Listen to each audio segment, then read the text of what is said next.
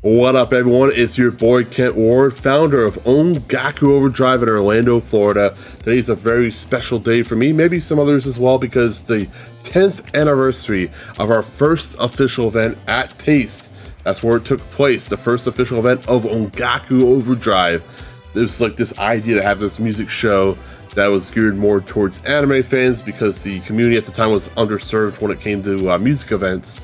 Like Anime Festival Orlando had like a rave, and MegaCon had a rave, but like we wanted like live performers. And Nerdapalooza also existed at the time, but it felt like they didn't really want to appeal to the anime community, right? So I was running the mightiest anime club of Orlando, Propeller Anime, and I had worked on the anime track for MegaCon and worked for Anime Festival Orlando at the time. And I was like, well, maybe I can get something together. And we tried it with our anime club, with a charity show that happened in 2012, and Mega Ran was on it. It was a massive hit, big success. We did that at the Curry Lounge.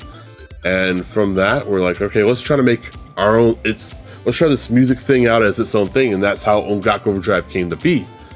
And, you know, off to the races. Our first show had a mix of Orlando nerd music talent that was already established, like Sci-Fi and Magitech. Former of Emergency Pizza Party was on that show as well. That's the whole story. And then we had some established acts, kind of like Adam Warrock, who I felt was one of the best nerdcore MCs at the time, and I still love his work. Ben Briggs was up and coming. He lived in Indianapolis at the time. He was part of Game Chops, part of Overclock Remix, and he was really, you know, breaking out as a DJ, not just a video game remixer. So that was like one of his first live shows ever. And we're still 10 years later working with Ben Briggs, who's the founder of Tiny Waves now. How about that? I was also hoping to get some more anime rap on the show, you know, because that's what Ongaku Overdrive is going to be, an otaku nerd music event, right? So months prior, I had talked to Mega Ran at our charity show, and I asked him if he knew any anime rappers, kind of like what he does, but for anime. And he mentioned a guy to me who went by Richie Branson, the Otaku King, as I would come to know. And Richie's been a big part of our history. He had to be on that show, and I'm glad he was. And to this day, he's doing amazing things in the video game world, and still one of the best anime rappers out there. And then we wanted to do something that's more specific to anime fans, so we had this J-pop singer named Rai Kamishiro on the show. She had already been established with the nerdcore community because she had done a song with MC Frolon, performed that at PAX. And we had her at the show. I don't think she had ever been to Florida before. It was actually crazy because the day before the show, she was supposed to fly out from Seattle, and she was on the plane ready to take off, and a fueling plane actually drove into her plane, and luckily she was fine, but that plane could not take off. So we had to rebook that flight that day to make sure she got out to Orlando by the morning of the show. So she actually performed that show very tired, but she pulled it off, so did everyone else. The sound system went out twice that night at Taste. I was told they had like hand-me-down equipment from Will's Pub. I don't know if that was true, but it was definitely an interesting show. I wish I had done things differently back then, but your first show is your first show, and you gotta learn a lot from that. And I think over the years we have learned quite a bit. We have evolved. Went from being something that was more for anime fans to be more of a nerd music thing when Nerdapalooza went out of business, to now being more of a video game show, because that seemed to be what everyone was gravitating towards. We would do some really cool stuff like the Orlando Overdrive series, which would focus on like Orlando's best nerd music acts, whether it be geek rock, chiptune, video game bands, whatever, right? And we would then start dabbling with video game shows when Metroid turned 30, and if everyone knows that's a series that's near and dear to my heart. But it was turning 30, and Nintendo wasn't going to do anything to celebrate, so we decided to do that. So that was our first attempt at a video game-specific concert. It actually lost money. Though it was our first time working with Bit Brigade and Super Guitar Bros. Maybe Metroid at the time was not popular enough to do a show built around it. But then the next year, we did a Mega Man show to celebrate the 30th anniversary of the Blue Bomber, and that was a hit.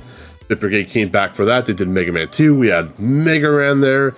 We had Kadesh Flow, and then we had the Megas. It was a huge freaking hit. We did that at the Geek Easy, one of the last events at the Geek Easy before Aaron sold that venue. And it was a killer time. We actually sold it out. It was also the blueprint of what our events would be, because we would have themed drinks there. We had a mini con before the concert with game setups and tournaments and vendors and artists. Costume contest was there. Then we did some prize raffles as well. So a lot of stuff that you know happens at our events, we did at the Mega Mania event in 2017. And then, you know, after that, I was like, we need a bigger venue because we packed out the Geek Easy, and I felt like it was only up from there. So I talked to the Abbey, which was a venue I already had my eye on, and I told them what was up, and they contacted me within an hour about maybe doing a Zelda themed show there, kind of like what we do with Mega Mania, but with Zelda. And it happened. Power, Wisdom, and Courage was our first show at the Abbey. Had acts like Master Sword, the Super Guitar Bros were back, DJ Joe was there. Who else is there? Bit Brigade again, big part of Ongaku Overdrive history, speedrunning that Zelda.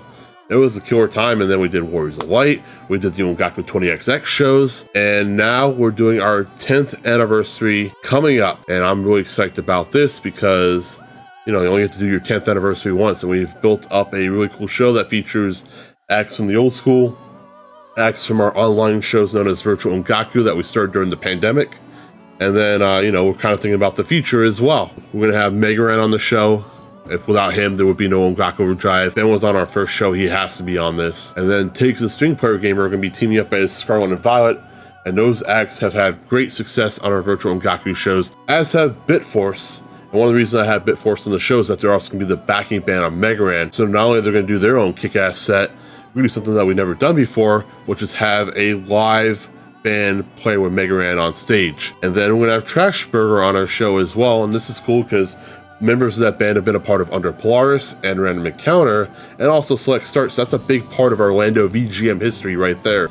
And Trashburger had their first show with us, so I felt it was important to have them on as well. So we tried to figure out how we're going to cram like a good chunk of Ongaku Overdrive history into our show. And there's a whole lot of other acts that have just as much of a right to be on our 10th anniversary show, but we only have so much time and resources and budget. So we had to make the best decisions possible. So this is what we're doing. It's going to kick ass. It's going to be this Saturday at the Abbey.